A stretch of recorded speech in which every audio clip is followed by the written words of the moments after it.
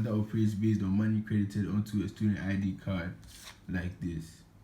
Alright, so how it works is that every PayFan authorized card has 20 fan bucks on it at the beginning, and each time you use your card to operate the fan, you lose 1 fan buck.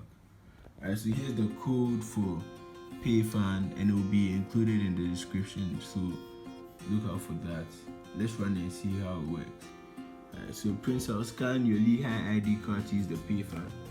And first of all, I want to try it out using this card. This card is not a PayFan authorized card. Alright, so when I scan it, nothing happens, and it prints out this card is not supported for PayFan. Now let's actually try using my actual Lehigh ID card.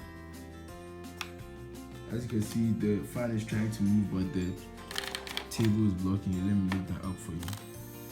Alright, and it prints out, enjoy.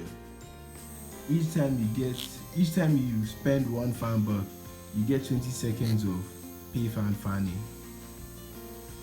Thank you guys for watching. This is PayFan.